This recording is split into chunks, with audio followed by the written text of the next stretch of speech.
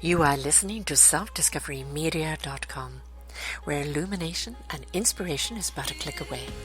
With so many genre topics for you on everything that you need to know in life. We celebrate and share the people who have taken the journey before you and who are now here to serve you with their wisdom and their knowledge. The next show coming up is...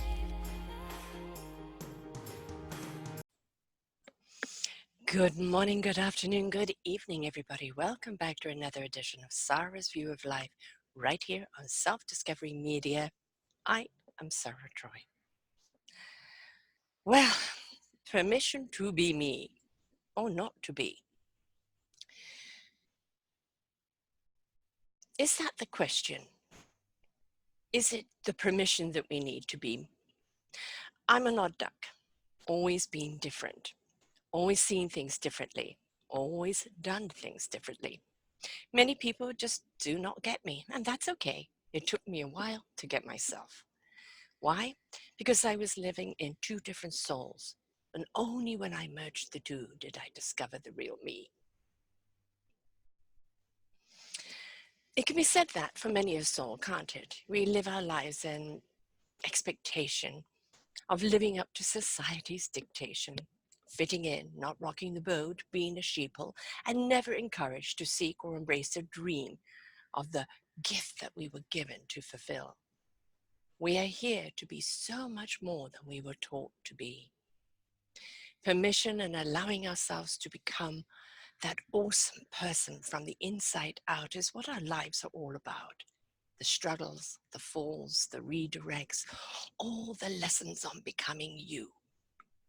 They're here to show you your courage, your strength, your ability to rise above your situation, to see the solution or the possibilities, no matter what you're going through, but more of what you become because of it. I've lived my life trying to be what others wanted me to be, and I let them down because I could not be that person. As Popeye says, I am what I am. And that is all I'm meant to be. So we waste so much of our lives trying to fit in, trying to become someone other's approval, to be something that is perceived of importance. Well, all the while, we are important in our own lives. And when in sync with self and the lives of others, just be ourselves. Why do we worship famous people, powerful people? We don't even like them at times. We don't like what they do, but somehow we put them up on that pedestal. Do we want to be like them? Do we think they are godly-like and supreme in some way? They are just like us. Maybe they've taken a journey into being and now sharing that success with others, sharing their gifts. But they had to take the path to inner truth and embracement to become someone for you to look up to. There are those that we put on the pedestal for nothing, just for being popular. Cardassians, they are not contributing to humanity other than being famous. There are those who are powerful who got there through unscrupulous ways, and now we fear and hold them in awe for their supreme power. We gave it to them, and we can take it back. We cower to these tyrants, but we forget that together we are the power, and we can dethrone these dictator wannabes in our lives. So why don't we are the answer. We have the power. We are enough. And we, on our own self-discovery, can become the solution to our lives and all of this planet. It is up to us what we choose to feed. It is up to us what we believe we are. It is up to us whether we're going to take the journey of life. Of course, here on selfdiscoverymedia.com, we have over 2,400 shows on people that have made their self-discovery, have discovered their tools, their purpose, their wisdom, their gift of life. And gracefully, they are sharing with you here on Self-Discovery Media. I've learned so much for the years doing these shows, so much about life, about people, about me. I've become a better person because of it. If we are willing to learn, to listen, more than the 7-second attention span, please, folks. If we are willing to hear, and then to look to our own lives. And the question may come up and go, I'm doing that negative thing. I haven't made any effort. I keep blaming everyone else. Remember, the finger pointing out is 3 pointing back. But don't beat yourself up. Now you know there is a different way. It is time to make the choice to go down a different path. Is it going to be rocky? Are you going to stumble and fall? Yes, that's what life's about. It's about getting back up, learning what does work, what doesn't work, learning about you. You see, you have to understand you're the gift to this world. You and your service, your beautiful gift, your purpose is the gift. In the cellular structure of our body, there are trillions of cells. But we know when one breaks down, cancer and other diseases step in. Look at the cellular structure of the world. How many trillions of people are here? We need to be that cell that is plump and juicy and healthy and productive. Because when we bring that to collective, we create a whole healthy body. Now, when you have got these negative tyrants and these people that just ride on power, people that ride on fame, but do not contribute anything other than maybe fear, hysteria, greed, delusionment. When we step into our cellular structure, we resonate on a different vibration. We become more peaceful within ourselves. We become more creative and more productive. We become more communicative, more communicating. And then we start gathering all those other cells around us and collectively gather people that are on that same energy, and we support, we love, we care, and we build each other up. And then collectively we can face the giants. You see, you've got to understand, when you put them on a pedestal, they're up there in the sky. Suddenly everything about them becomes bigger, including their heads. And we look at them and go, from down here, I can't possibly do anything. But you have to understand, inside that giant that you have helped create is a little person trying to delude you that they're big. See them for what they are. See them for who they are. And then collectively come together to dethrone them. That could be the big tyrants in your country. Maybe that particular boss in your company. Maybe in your marriage, your relationships, parental relationships, a child who's gone off the rails. Wherever it is, be true to you first, because you can't help someone else if you're dysfunctional. Believe me, I know, I tried. Who I am today, what I bring to the table today, in all my beautiful imperfections, in all my quirkiness, in all my flaws that make me up to be who I am. And I am embraced for who I am, because sARA is sARA, and she will be authentically sARA in all that she delivers. And as I say, I'm not everyone's cup of tea, but I might be someone's strong cup of coffee. Not here for a popularity contest. We're not here to please everyone else. It took me a lifetime to embrace my soul sister, the true person I am, because this human soul was so busy running around looking for approval, bending into a pretzel, trying to please everyone else, trying to be what everyone wanted, failing every time because it's not what I was meant to be. And when I merged those souls together, and I became my cosmic being, human self. And I like who I am today. Am I perfect? God, never. Far from it. Don't want to be.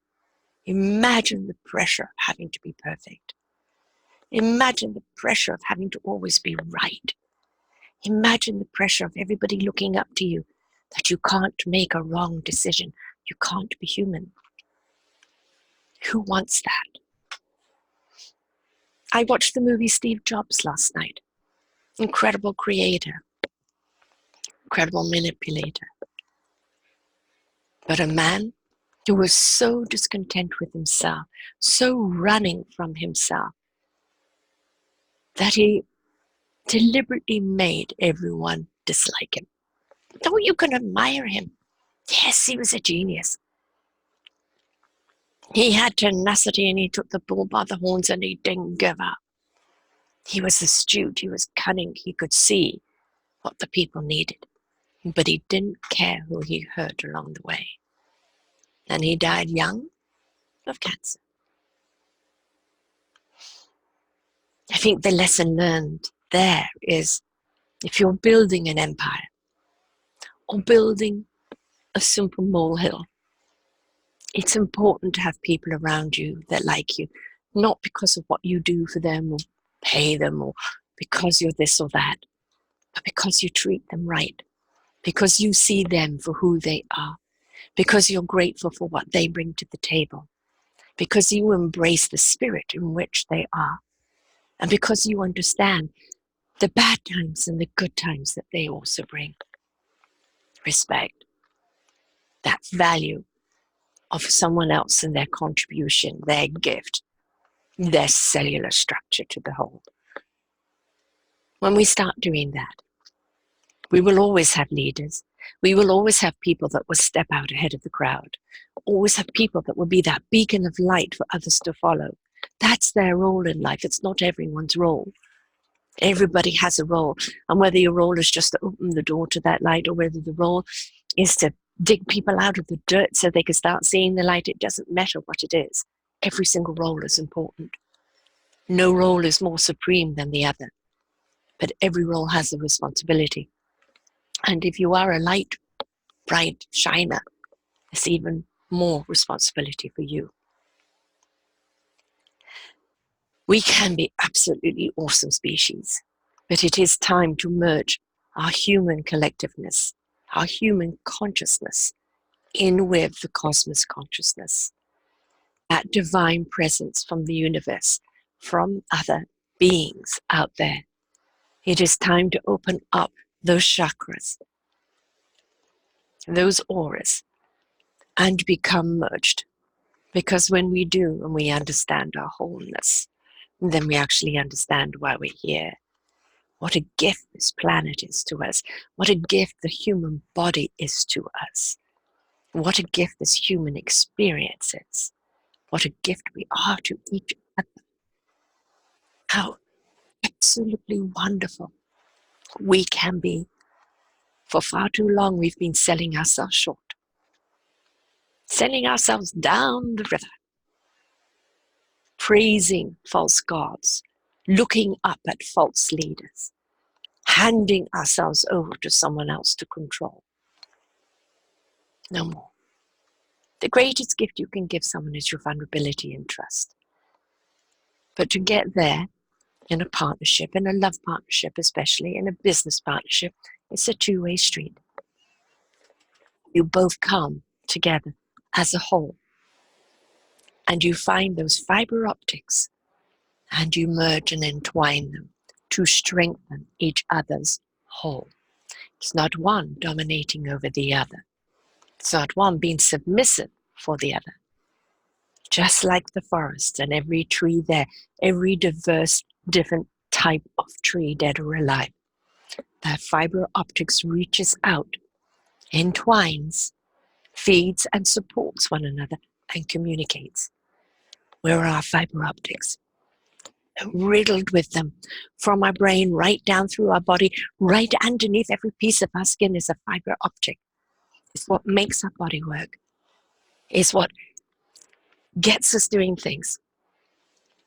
If we connect to those fiber optics and start resonating on a higher frequency and tapping into that universal quantum energy and understand how powerful those fiber optics are, that connection between the cosmos and the earth, between us and the earth, between us and the cosmos.